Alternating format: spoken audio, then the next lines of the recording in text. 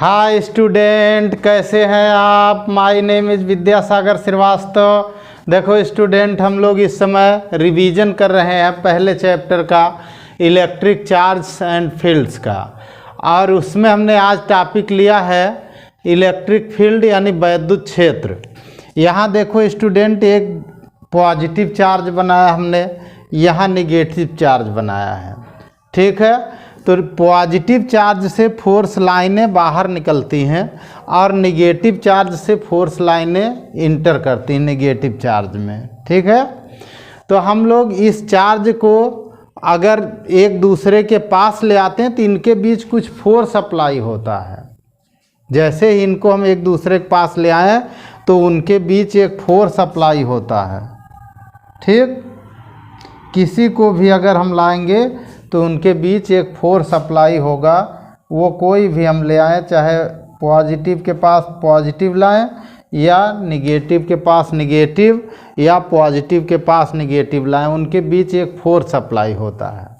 ठीक, तो यानी इस आवेश के चारों ओर जहाँ तक कोई अदर आवेश फोर्स फील करेगा उसी को इलेक्ट्रिक फील्ड कहते हैं, वैद्युत क्षेत्र कहते हैं। किसी आवेश के चारों ओर का वह क्षेत्र जिसमें कोई अन्य आवेश बल का अनुभव करता है वैद्युत क्षेत्र कहलाता है। ठीक, a region around a charge in which other charge experiences a force is known as electric field. ठीक है, किसी आवेश के चारों ओर का वह क्षेत्र जिसमें कोई दूसरा आवेश बल का अनुभव करेगा, ठीक है, उसको कहेंगे हम लोग इलेक्ट्रिक फील्ड। ठीक, वो डेफिनीशन आप नोट कर लीजिए, चाहे बुक से पढ़िए या हमारा देख के नोट कर लीजिए। हमने बोला है, आप उसको आवाज़ स्लो मोशन में करके नोट कर सकते हैं आराम से। ठीक है, आप देखो स्टूडेंट, हम लोग दूसरा टॉपिक लेंगे इंटेंसिटी ऑफ इलेक्ट्रिक फील्ड, वैद्युत क्षेत्र की तीव्रता। अभी हमने आपको बताया स्टूडेंट कि जब कोई आवेश किसी दूसरे आवेश के पास आता है तो उस पर बल का अनुभव होता है। ठीक है, तो सपोज कर लो यहाँ पर कोई एक हमारा पॉइंट चार्ज है, ये प्लस क्यू है, ये पॉइंट चार्ज है। ठीक, इस पॉइंट चार्ज से कुछ दूरी पर यहाँ पर दूसरा चार्ज लाया जाता है, इसको हम लोग टेस्ट चार्ज कहते हैं Q0।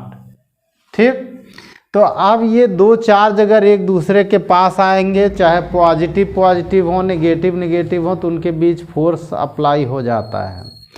अब ये फोर्स इस पर अप्लाई होगा तो ये भी अगर हम पॉजिटिव ले लें, ये भी पॉजिटिव, तो इस पर फोर्स रिपल्सन का होगा, इसको दूर हटाएगा तो इसके फोर्स की डायरेक्शन इधर होगी।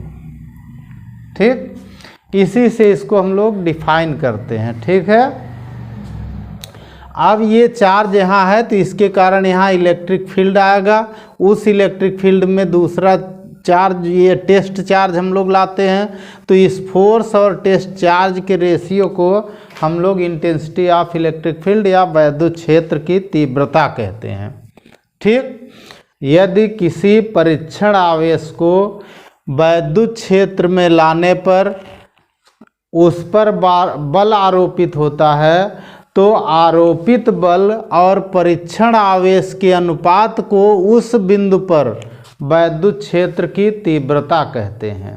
ठीक, if a test charge is placed in a electric field then the ratio of force acting on the test charge with respect to magnitude of test charge is known as intensity of electric field at that point. It is denoted by vector E. It is denoted by vector E. Vector E को हम लोग लिखते हैं vector F upon Q0। ठीक है, और ये इसका फार्मूला होता है। इस पे अगर केवल परिमाण के रूप में लिखेंगे तो E is equal to F upon Q0 रखते हैं। ठीक, यहाँ से अगर फोर्स का फार्मूला हम लोग लिखें तो F is equal to Q0 E हो जाता है, ये फोर्स का फार्मूला हो जाता है।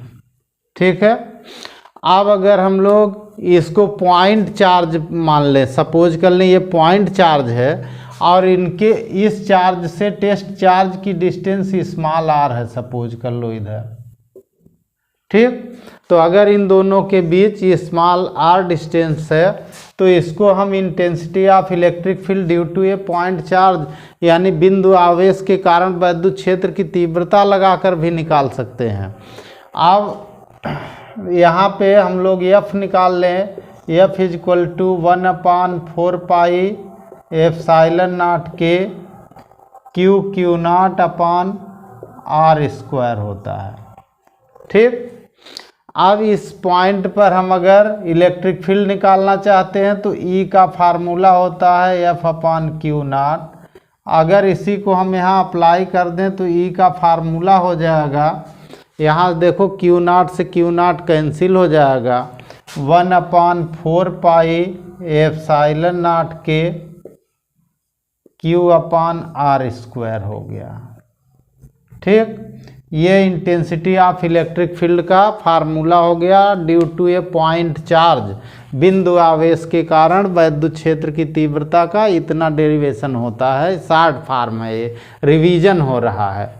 यहाँ पर देखो प्लस क्यू चार्ज है, ये पॉइंट चार्ज है और ये टेस्ट चार्ज है, परीक्षण आवेश है, ये बिंदु आवेश है। इन दोनों के बीच की दूरी आर है तो इनके बीच लगने वाला बल इतना होता है और इन दोनों का इसका और इसका अनुपात इलेक्ट्रिक फील्ड इंटेंसिटी होता है। तो is equal to F upon Q naught, ये हो गया हमारा फार्मूला। अगर इसको वेक्टर फॉर्म में लिखना चाहें तो ई का वेक्टर फॉर्म इसमें ऐसे हम लोग लगाते हैं 1/4 पाई एप्सिलॉन नॉट के क्यू अपॉन आर स्क्वायर, और आर ही वेक्टर है तो आर कैप इसमें बढ़ा देते हैं वेक्टर को मेंटेन करने के लिए। आर कैप यूनिट वेक्टर है जो कि आर की दिशा में है, ठीक है। और इसका यहाँ से यूनिट आप निकाल सकते हैं। यूनिट क्या होती है इलेक्ट्रिक फील्ड की? यूनिट होती है न्यूटन पर कूलाम, इसको एक लिखते हैं वोल्ट पर मीटर। इलेक्ट्रिक फील्ड इंटेंसिटी की यूनिट होती है। अगर हम ग्राफ देखें ई और आर का ग्राफ तो ऐसे बनता है, ऐसे ई और स्मॉल आर का अगर ग्राफ तो ये ऐसे बनता है और ये लिखते हैं हम लोग ई प्रोपोर्शनल टू 1/r स्क्वायर लिखते हैं, ठीक है। अब ये अपने प्रैक्टिस करिए, धीरे धीरे रिवाइज करिए। अब आगे हम लोग अगला टॉपिक देखते हैं, इलेक्ट्रिक लाइंस ऑफ फोर्स, वैद्युत बल रेखाएं। तो देखो स्टूडेंट, वैद्युत बल रेखाएं यानी इलेक्ट्रिक फोर्स लाइंस एक इमेजिनरी कर्व हैं, ठीक है। लीनियर भी हो सकते हैं और कर्व भी हो सकते हैं। ये पॉजिटिव चार्ज से इमिट होती हैं, यानी emit from positive charge and inter in negative charge, यानी धन आवेश से निकलती हैं और ऋण आवेश में प्रवेश करती हैं।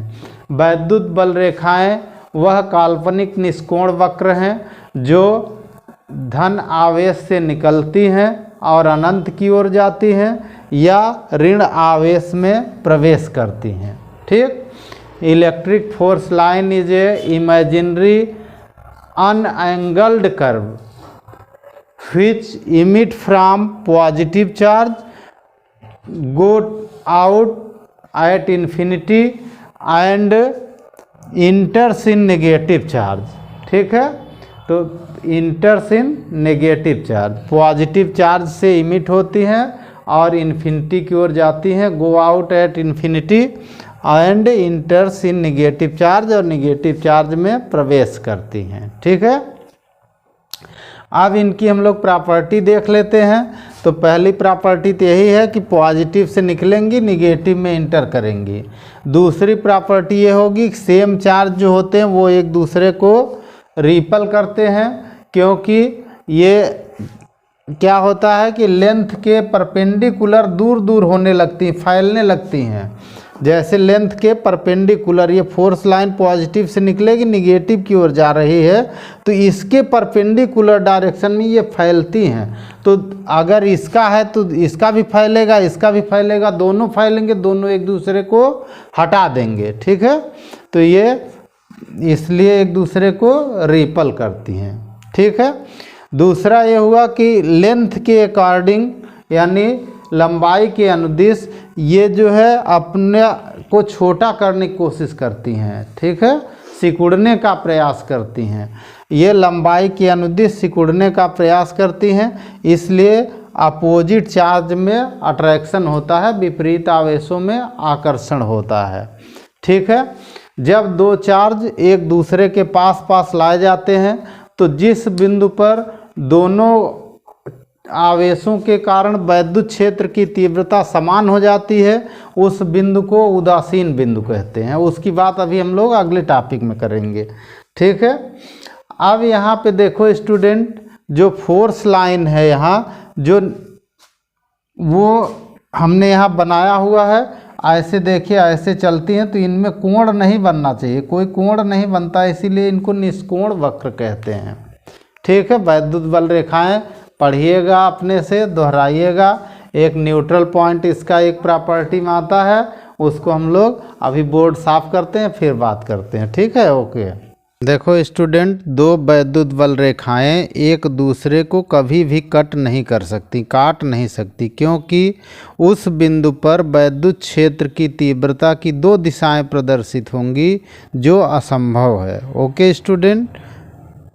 अब देखो स्टूडेंट, सपोज कर लो एक चार्ज यहाँ है Q1 है, ये दूसरा चार्ज यहाँ है Q2 है।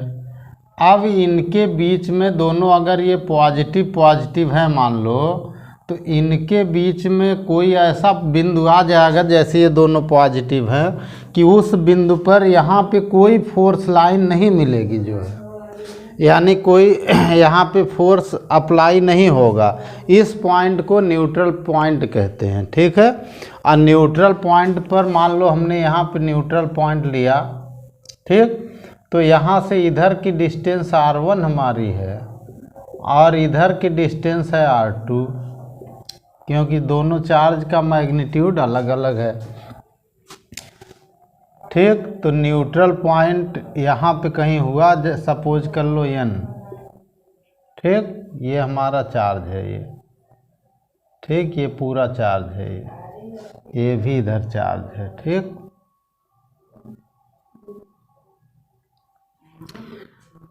अब देखो स्टूडेंट, किन्हीं दो आवेशों के बीच वह बिंदु जिस बिंदु पर दोनों आवेशों के कारण उत्पन्न वैद्युत क्षेत्र की तीव्रता समान और विपरीत दिशा की होगी, उदासीन बिंदु कहलाता है। ठीक, if intensities of electric field due to two charges are equal and opposite direction at a point, then point is known as neutral point. ठीक, यानी न्यूट्रल पॉइंट वो होगा जहाँ पे इलेक्ट्रिक फील्ड की डायरेक्शन इक्वल एंड अपोजिट होगी। ठीक, अच्छा, इक्वल एंड अपोजिट कब होगी? सपोज कर लो कि यहाँ पे इसके कारण इलेक्ट्रिक फील्ड E1 का फार्मूला क्या होगा? 1/4 पाई एप्सिलॉन नॉट के, ठीक, Q1/R1 स्क्वायर। और इसी के इक्वल दूसरे का भी इलेक्ट्रिक फील्ड है, ठीक, E2 is equal to 1/4 pi epsilon naught के Q2/R स्क्वायर है, R2 स्क्वायर है। तो eight neutral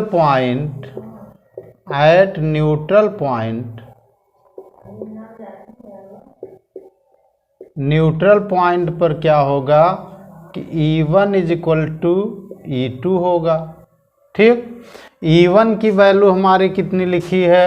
1/4 pi epsilon naught के Q1 upon R1 square is equal to E2 की वैल्यू है 1/4 पाई एप्सिलॉन नॉट के, ठीक, Q2 upon R2 square.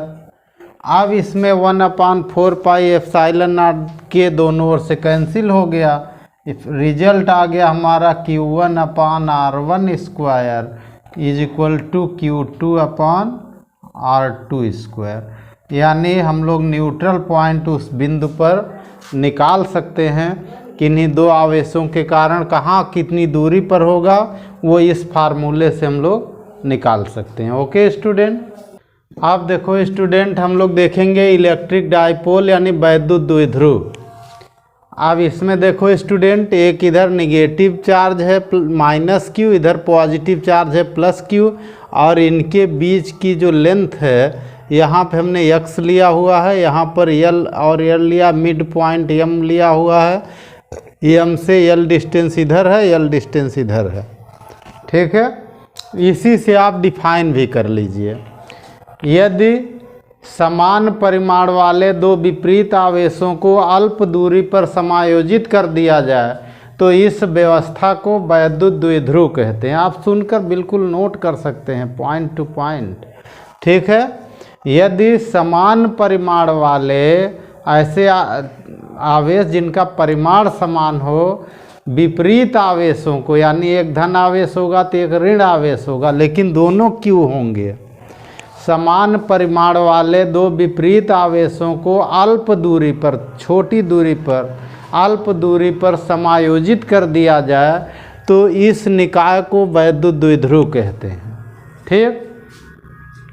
If two equal and opposite charges are situated at smaller distance, then system is known as electric dipole.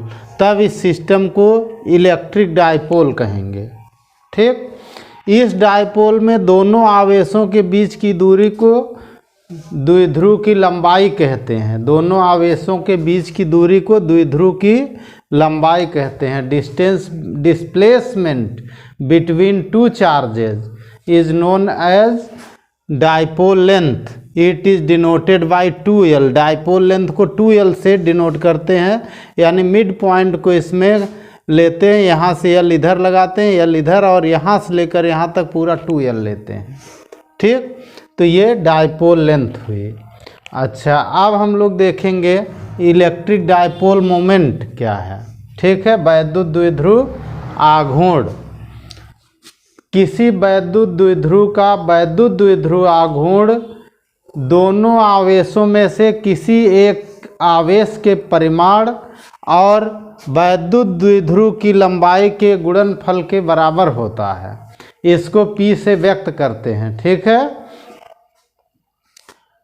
The product of magnitude of any one charge with length of the dipole is known as electric dipole moment, ठीक है। किसी वैद्युत द्विध्रुव के किसी एक आवेश और उसके साथ उस द्विध्रुव की लंबाई के गुणनफल को वैद्युत द्विध्रुव आघूर्ण कहते हैं, ठीक। It is denoted by P, इसको P से डिनोट करते हैं। It is a vector physical quantity, direction of P is negative charge to positive charge, यानी P की जो डायरेक्शन है, दिशा है, वो ऋण आवेश से धन आवेश की ओर होती है। इसको P से व्यक्त करते हैं, सदिश है ये। तो इसका जो फार्मूला हुआ P इज इक्वल टू कोई एक चार्ज और डाइपोल लेंथ हुई, यानी इसको हम लोग लिखते हैं P is equal to 2QL हो गया, ठीक। ये हमारा वैद्युत द्विध्रुव आघूर्ण हो गया। इसको अगर हम वेक्टर फॉर्म में लिखें तो vector P is equal to 2Q और L वेक्टर है, ये डाइपोल लेंथ है, डिस्प्लेसमेंट है ये, ठीक। तो L के ऊपर वेक्टर लगा देते हैं और इसकी डायरेक्शन किधर, यहाँ हमने बनाया हुआ मिड पॉइंट पर। वैद्युत द्विध्रुव की डायरेक्शन ऋण आवेश से धन आवेश की ओर होती है। अच्छा, अब इसका मात्रक क्या हुआ? इसका मात्रक यहाँ से हुआ कूलाम इंटू मीटर। ठीक, सेंटीमीटर नहीं पढ़िएगा इसको, कूलाम इंटू मीटर है तो डॉट लगा के लिखते हैं। ठीक, कूलाम इंटू मीटर इसका यूनिट है, डायमेंशन वगैरह आपने खुद निकालिए। ठीक है, हम लोग रिवीजन कर रहे हैं इस समय। डायमेंशन आप खुद पढ़िए, डायमेंशन आप निकाल सकते हैं। कूलाम का AT होता है, मीटर का L होता है, तो LTA इसके डायमेंशन हो जाएगा। डायरेक्शन हमने बता दिया। ठीक है, अब देखो स्टूडेंट, हम लोग देखेंगे वैद्युत द्विध्रुव के कारण वैद्युत क्षेत्र की तीव्रता, intensity of electric field due to an electric dipole. इसमें हम लोग 3 पॉइंट पढ़ेंगे। पहला तो एक्सियल पोजीशन यानी अक्षीय स्थिति, इसको एंड ऑन पोजीशन भी कहते हैं। दूसरा हम लोग पढ़ेंगे इक्वेटोरियल पोजीशन या ब्रॉड साइड पोजीशन, उसको हम लोग निरक्षीय स्थिति कहते हैं। तीसरा हम लोग पढ़ेंगे एट एनी पॉइंट, किसी भी बिंदु पर। तो पहला हम लोग अक्षीय स्थिति में देखते हैं।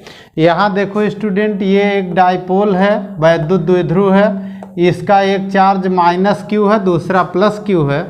इसका इलेक्ट्रिक डाइपोल मोमेंट P यहाँ पर है। ठीक है, और इसकी डाइपोल लेंथ 2L है, इधर का L और इधर का L है, मिड पॉइंट M है।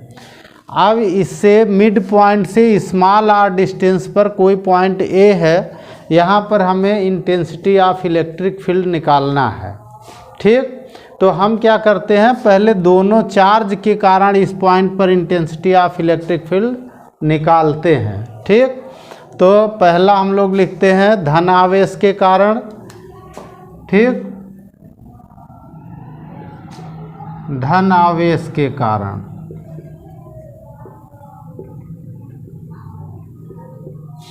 ठीक, due to positive charge, due to positive charge.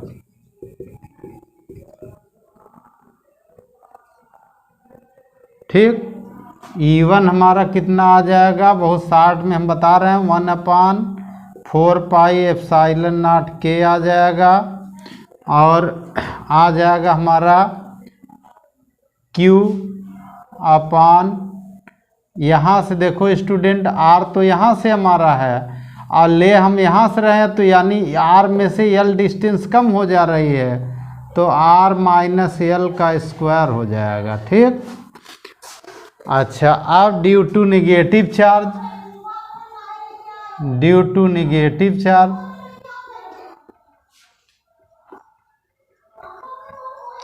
और निगेटिव चार्ज का तो निगेटिव चार्ज यहाँ है, देखो डायरेक्शन हमने यही लिया है कि पॉजिटिव वाले फोर्स लाइन बाहर निकलती है तो उसका इलेक्ट्रिक फील्ड उससे दूर जा रहा होगा, और निगेटिव चार्ज में फोर्स लाइन इंटर करती तो उसका इलेक्ट्रिक फील्ड उसकी ओर आ रहा होगा, तो E2 वाला इधर होगा।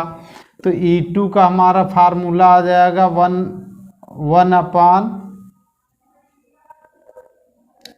1/4πε0K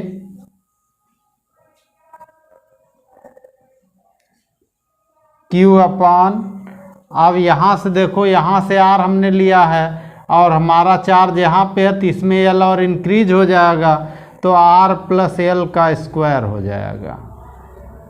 ठीक, ये इलेक्ट्रिक फील्ड का फार्मूला बनेगा पॉजिटिव चार्ज के कारण और निगेटिव चार्ज के कारण पॉइंट A पर जहाँ पे हमें निकालना है। आप वो सब अपना स्टेटमेंट इसी से डायग्राम से लिख लीजिएगा जो है। ठीक, हम केवल रिवाइज करा दे रहे हैं आपको। आप देखो स्टूडेंट, नेट इलेक्ट्रिक फील्ड यहाँ क्या आ जाएगा, नेट इलेक्ट्रिक फील्ड E = अब यहाँ देखो इन दोनों में इसका डिनोमिनेटर यानी इसका जो हर है वो R - L है, इसका R + L है, बाकी तो ये दोनों बराबर ही है।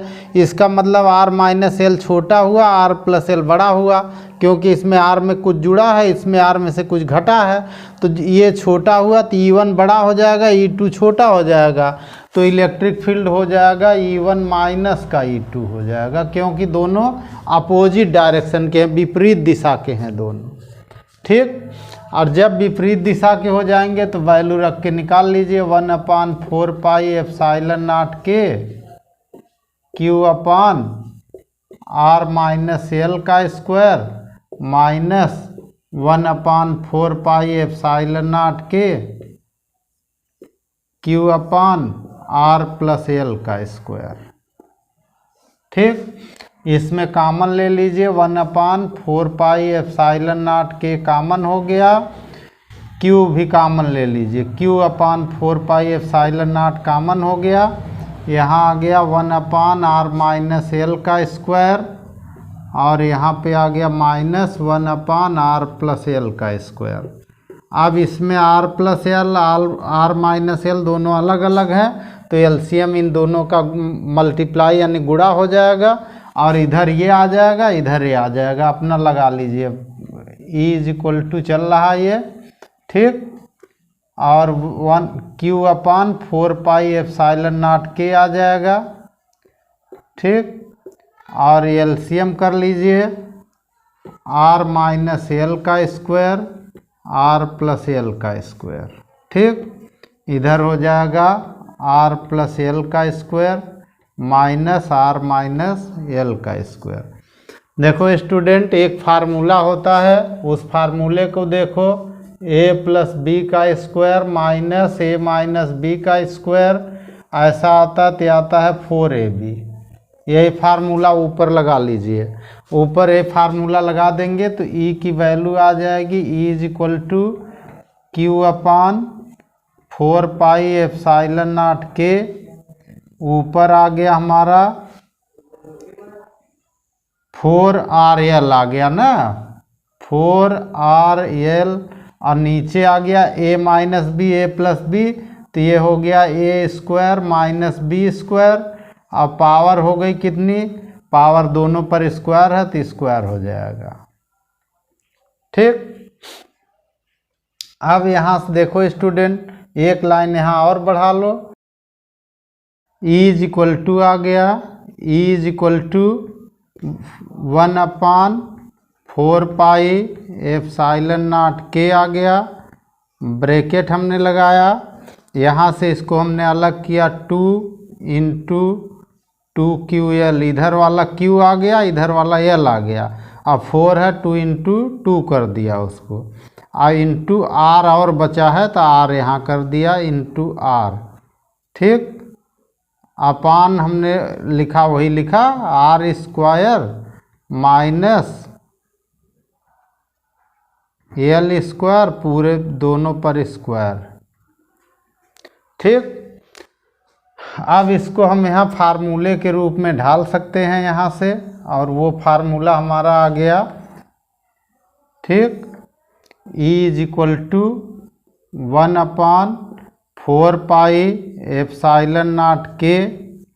अब यहाँ देखो स्टूडेंट 2 है ही है, ये P हो गया, 2QL P हो जाता है, ये P का फार्मूला अभी पीछे हमने इलेक्ट्रिक डायपोल मोमेंट का बताया, P = 2QL, तो ये हो गया P, तो यहाँ पे आ गया 2PR/R square minus L square की पावर 2। ये हमारा हो गया फार्मूला इलेक्ट्रिक फील्ड का। अब देखो स्टूडेंट, अगर हमारा L बहुत छोटा हो compare to R, if L is very small compare to R, अगर बहुत छोटा है देन तब हम लोग क्या करेंगे, then L square will be negligible.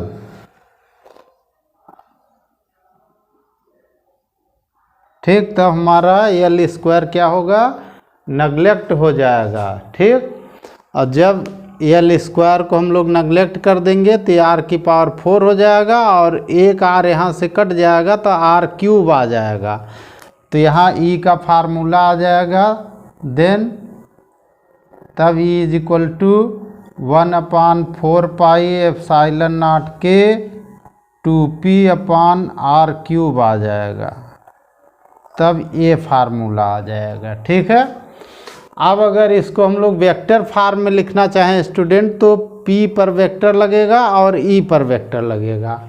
ई का फार्मूला हम लोग वेक्टर फॉर्म में ऐसे लिख सकते हैं, vector E is equal to 1/4 pi epsilon naught 2p upon R cube. ठीक, यानी इस फार्मूले में जो electric field, net electric field है वो p की डायरेक्शन में होगी और इससे दूर जा रही होगी, यानी net electric field away from the dipole होगा। डायरेक्शन अगर लिखना हो तो लिखेंगे away from dipole.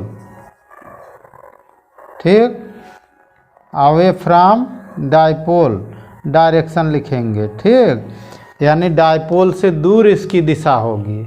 Okay student, अब देखो स्टूडेंट हम लोग दूसरा पॉइंट देखेंगे, ब्रॉड साइड पोजीशन। इसको इक्वेटोरियल पोजीशन कहते हैं, यानी इसको निरक्षीय स्थिति कहते हैं। अब यहाँ देखो स्टूडेंट, निरक्षीय स्थिति क्या होती है? जो डाइपोल हमारा होता है इसको मिलाने वाला जो एक्सिस है यानी अक्ष है यहाँ से यहाँ तक, इसके मध्य बिंदु पर जो लंबवत रेखा होगी इसको जो है इक्वेटोरियल लाइन कहते हैं, इसको ब्रॉड साइड लाइन कहते हैं। ये लाइन जो यहाँ से ठीक मिड पॉइंट से जाएगी ऐसे, यानी अब हमारा जो पॉइंट ये है वो मिड पॉइंट पर है। ठीक, अब देखो स्टूडेंट, ये हमारा डाइपोल है, -q बना है, +q बना है। यहाँ से मिड पॉइंट से इस पॉइंट की डिस्टेंस r है और l दोनों हैं, डाइपोल लेंथ मिला करके 2l है। अब यहाँ देखो स्टूडेंट, अगर हम इसको लंबवत मान लेते हैं, परपेंडिकुलर मान लेते हैं, तो l² + r² की वैल्यू इसकी होगी, वही वैल्यू इधर भी आएगी। ठीक है, √r² + l² ये भी होगा, r² और प्लस l² होगा। ठीक, अब इस पॉइंट पर पॉजिटिव चार्ज है तो जो फोर्स लाइन जाएगी बाहर की ओर जाएगी, तो इसका इलेक्ट्रिक फील्ड इस पॉइंट पर इस डायरेक्शन का होगा जो E1 बना हुआ है। दूसरा जो है निगेटिव है तो फोर्स लाइन इसमें इंटर करेगी तो इसका इलेक्ट्रिक फील्ड इस डायरेक्शन का इधर बना हुआ है। इन दोनों का जो एंगल बन रहा है थीटा, वो इसी के इक्वल यहाँ भी बन रहा है, और जो एंगल ये बन रहा है वही एंगल इधर भी बनेगा, क्योंकि थीटा इधर भी उतना ही बनेगा। तो ये दोनों एंगल इक्वल होंगे अल्टरनेट, और ये दोनों इक्वल होंगे करस्पॉन्डिंग। ठीक, यानी संगत कोण। ठीक है, ये हो जाएंगे संगत कोण और ये अल्टरनेट एंगल होंगे, तो ये दोनों एंगल इक्वल हो जाएंगे। ठीक है, अब देखो स्टूडेंट, जो नेट इलेक्ट्रिक फील्ड है, अगर ये दो वेक्टर हैं तो इनके बीच से ये निकलेगा, तो ये हमने इलेक्ट्रिक फील्ड नेट यहाँ लगाया हुआ है। तो पहला हम लोग इलेक्ट्रिक फील्ड यहाँ देखते हैं, due to positive charge. Due to positive charge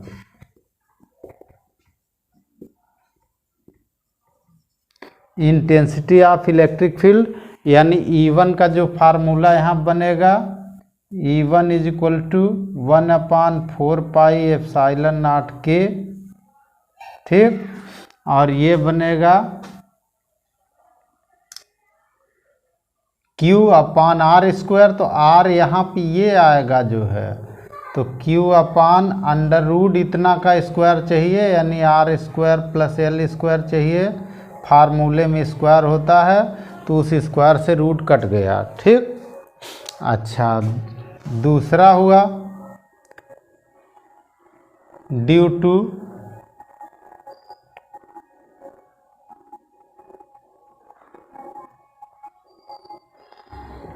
to negative charge. ठीक, और निगेटिव चार्ज के कारण यहाँ पे इलेक्ट्रिक फील्ड कितना होगा, तो E2 होगा 1/4 पाई एप्सिलॉन नॉट k। ठीक, और Q तो वही है, Q/, और डिस्टेंस भी वही है, r² + l² होगा। ठीक, नेट इलेक्ट्रिक फील्ड कितना होगा, ध्यान से देखिएगा। नेट इलेक्ट्रिक फील्ड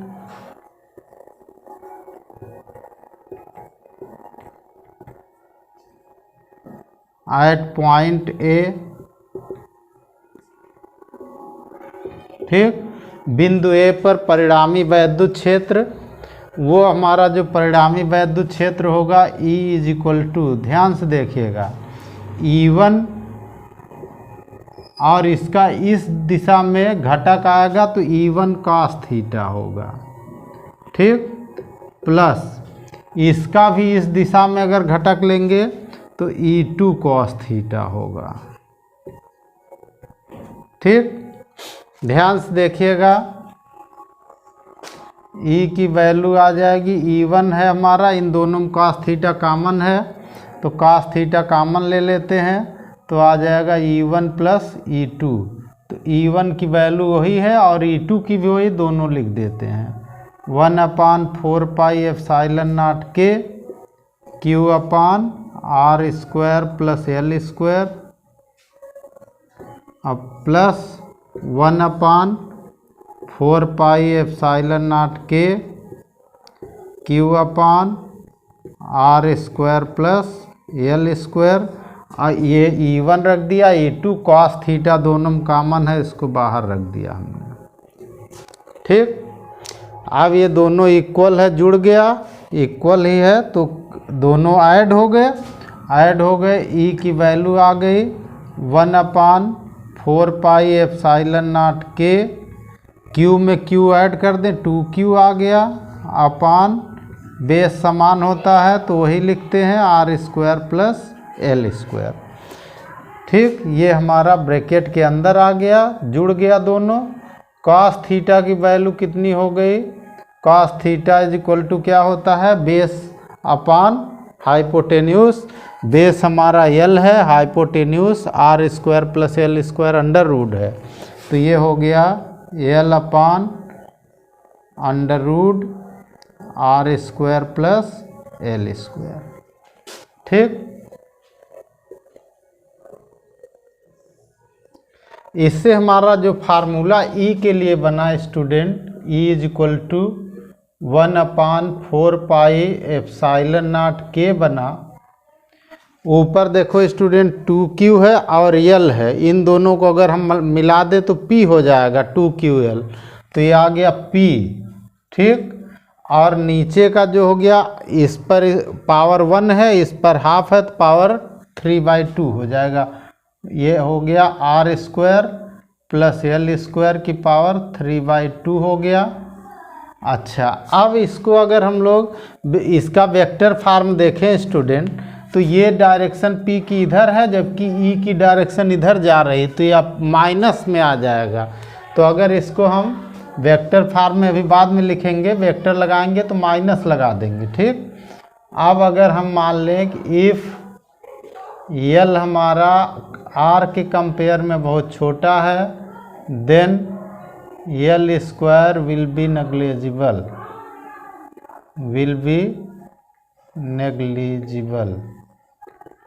ठीक। अगर हमारा L R के कंपेयर में बहुत छोटा है तो L स्क्वायर को हम लोग नेगलेक्ट कर सकते हैं, और जब L स्क्वायर को नेगलेक्ट कर देंगे तो ये पावर 3/2 मल्टीप्लाई होगा, 2 से 2 कैंसिल होगा, R³ निकल आएगा। E का फार्मूला आ जाएगा 1/4 पाई एप्सिलॉन नॉट के P/R³ आ जाएगा, ठीक। वेक्टर फॉर्म अगर इसका लिखेंगे, सदिश निरूपण करेंगे, तो वेक्टर फॉर्म में इसमें E पर एक वेक्टर लगेगा और आगे आएगा माइनस इसलिए कि E की डायरेक्शन इधर निकल रही है और P की इधर अपोजिट है, एंटी पैरेलल हैं दोनों, तो 1/4 पाई एप्सिलॉन नॉट के P/R³, P पर वेक्टर लग जाएगा। ये इसका वेक्टर फॉर्म हो गया, ठीक है स्टूडेंट, ओके। अब देखो स्टूडेंट, हम लोग देखेंगे किसी भी बिंदु पर एट एनी पॉइंट। यहाँ देखो स्टूडेंट, एक वैद्युत द्विध्रुव यहाँ बना है -Q और +Q चार्ज वाला, ये यहाँ पर -Q है, यहाँ पर +Q है, तो P की डायरेक्शन इधर बनी हुई है, इसके वैद्युत द्विध्रुव आघूर्ण की, ठीक। हम क्या करते हैं स्टूडेंट कि इसके दो कंपोनेंट लेते हैं, एक इस डायरेक्शन का यानी ये जो पॉइंट लाइन है उसकी डायरेक्शन का एक लेते हैं और एक उसके परपेंडिकुलर लाइन का लेते हैं। ठीक, तो जो इसकी डायरेक्शन का कंपोनेंट लेते हैं, अगर सपोज कर लिया हमने यहाँ पे एंगल थीटा बन रहा है, ये मिड पॉइंट से है, ये मिड पॉइंट है, ये मिड पॉइंट एम है, ये मिड पॉइंट एम है। इस एम से अगर सपोज कर लिया हमने कि इस एम पॉइंट पर जो पी की डायरेक्शन है वो इसकी डायरेक्शन से थीटा एंगल बना रहा है, तो हम P का एक कंपोनेंट इसकी डायरेक्शन में लेते हैं, तो इधर P है तो इधर P cos थीटा हो जाता है। अब एक डायरेक्शन हम इसके परपेंडिकुलर लेते हैं इधर, तो जब इसके परपेंडिकुलर लेंगे तो P का इधर का कंपोनेंट P sin थीटा हो जाता है। ठीक, इन्हीं दोनों कंपोनेंट पर इसके तो ये हो जाएगा एक्सियल और इसके हो जाएगा इक्वेटोरियल। तो इन्हीं दोनों का फार्मूला हम लोग डायरेक्ट लगा के निकाल लेते हैं। Electric field at point A due to P cos theta, अब P cos theta due to P cos theta, यानी P cos थीटा की डायरेक्शन वाला देखेंगे तो इसको हम लोग E1 लिखेंगे। तो E1 हमारा आ गया 1/4 पाई एप्सिलॉन नॉट के, और ये इसके एक्सियल पोजीशन में है तो 2P cos theta upon r cube आ गया। ये हो गया ये हो गया एक्सियल का फार्मूला। ठीक, अच्छा दूसरा हम लोग लेते हैं electric field. Electric field due to P sin theta at point A. ठीक, पॉइंट ए पर P sin थीटा के कारण जो इलेक्ट्रिक फील्ड आएगा उसको हम लोग लिखेंगे E2 equal to 1/4 pi epsilon naught के। ठीक, P sin theta upon r cube, ये इक्वेटोरियल का फार्मूला लगाएंगे। इस P sin थीटा के इक्वेटोरियल लाइन पर ये है। अच्छा, नेट इलेक्ट्रिक फील्ड कितना हो जाएगा A पर? Net electric field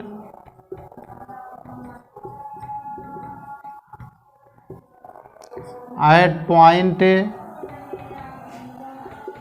point A पर जो नेट इलेक्ट्रिक फील्ड होगा स्टूडेंट वो ये देखिए E1 इधर जा रहा है, इसके परपेंडिकुलर E2 है, तो रिजल्टेंट जो होगा इन दोनों के पाइथागोरस से निकलेगा और इस लाइन पर जाएगा। तो E इज इक्वल टू कितना हो जाएगा?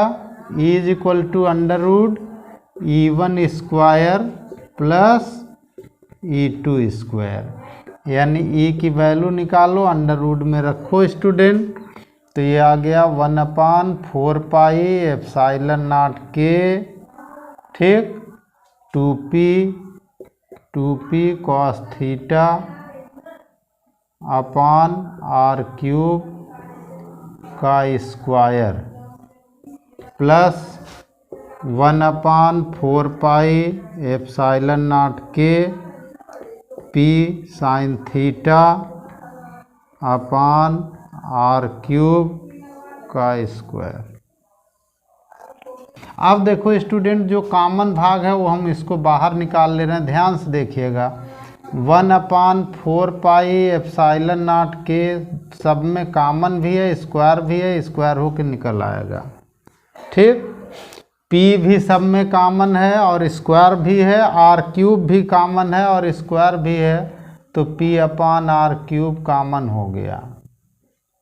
ठीक, ध्यान से देखिएगा। अब यहाँ बचा 2 और cos पर दोनों पर स्क्वायर हो गया तो 4 cos स्क्वायर थीटा हो गया, 4 cos स्क्वायर थीटा प्लस इधर क्या बचा, केवल ये साइन बचा है तो साइन स्क्वायर थीटा बचा। ठीक, और ये भाग पूरा हमारा रूट के अंदर आ रहा है, ऐसे रूट के अंदर आ रहा है। यानी हम लोग थोड़ा सा यहाँ और देखें स्टूडेंट, तो अगर एक कास स्क्वायर से इसके साथ जोड़ दें तो sine square theta plus cos square theta 1 होता है, तो इसमें एक 1 हो जाएगा और 3 कास स्क्वायर थीटा बच जाएगा। तो ई का हमारा फार्मूला हो गया 1/4 पाई एप्सिलॉन नॉट के। ठीक, और P/r³ आ गया, P/r³, और अंडर रूट में आ गया 1 + 3 कास स्क्वायर थीटा।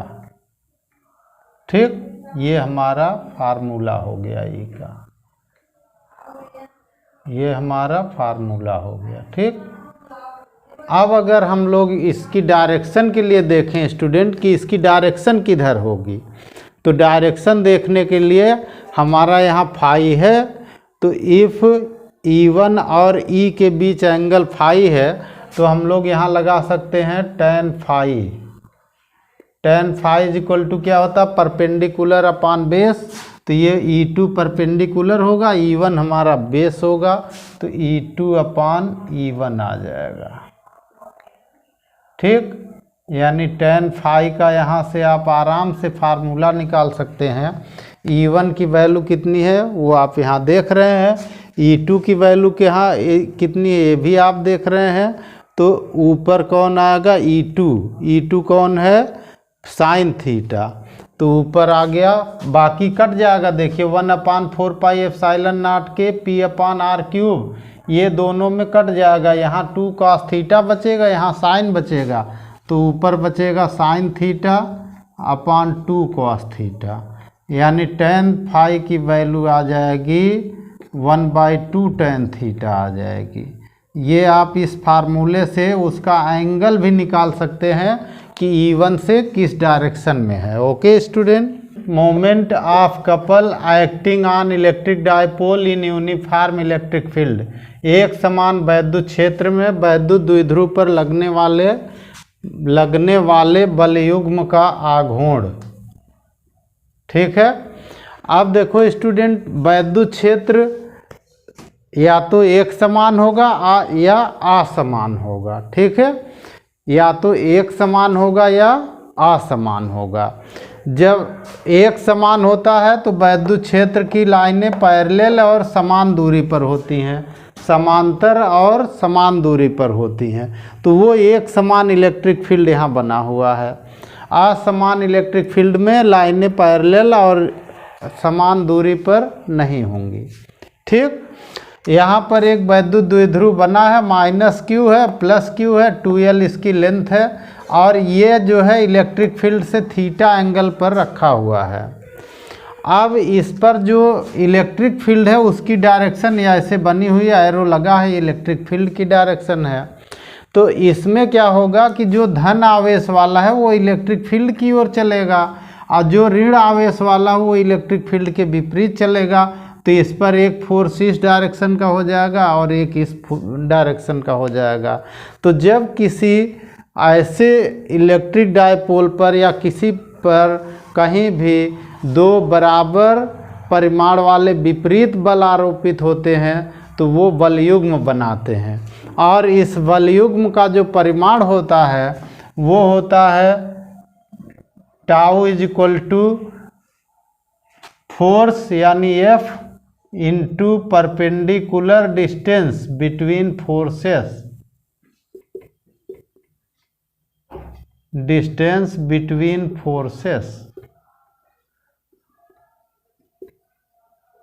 ठीक, दोनों में से कोई एक बल और दोनों बलों के बीच की लंबवत दूरी जो होती है वही बलयुग्म का आघूर्ण होती है, और इसको τ से लिखते हैं। तो ये τ जो है बलयुग्म का आघूर्ण है, यानी मोमेंट ऑफ कपल है, ये moment of couple. τ = F into F, यानी कोई चाहे इधर का F ले लो चाहे इधर का, और F is equal to Q E होता है, ये तो आप जानते ही हैं, यानी tau is equal to Q E हो गया और इनटू ये परपेंडिकुलर डिस्टेंस बिटवीन फोर्सेस, वो यहाँ देखिए ये अगर थीटा है तो ये परपेंडिकुलर डिस्टेंस होगी और ये होगा डायगोनल, तो इस बेस पर ये साइन थीटा में आएगा, 2l साइन थीटा होगा, तो इंटू 2l साइन थीटा हो जाएगा। अगर हम इसको ऐसे लिख दें tau is equal to Q into 2l एक साथ कर दें तो P बना जाएगा, E साइन थीटा हो जाएगा, तो टाउ की वैल्यू हो जाएगी P साइन थीटा हो जाएगा। ठीक, अगर इसको हम वेक्टर फॉर्म में लिखें तो साइन थीटा है तो A cross B is equal to A B sine theta होता है, तो वैसे ही टाउ में लग जाएगा, tau is equal to P cross E हो जाएगा, ये वेक्टर फॉर्म में होगा। ठीक, अब इसकी कंडीशंस देखो student, if theta is equal to 0 degree तो टाउ हमारा 0 हो जाएगा क्योंकि साइन थीटा 0 हो जाएगा। ठीक, if theta is equal to 90 degree हो जाएगा तो साइन 90 की वैल्यू 1 होती है, तब टाउ मैक्स हो जाएगा और is equal to P E हो जाएगा, साइन 90 की वैल्यू 1 हो गई।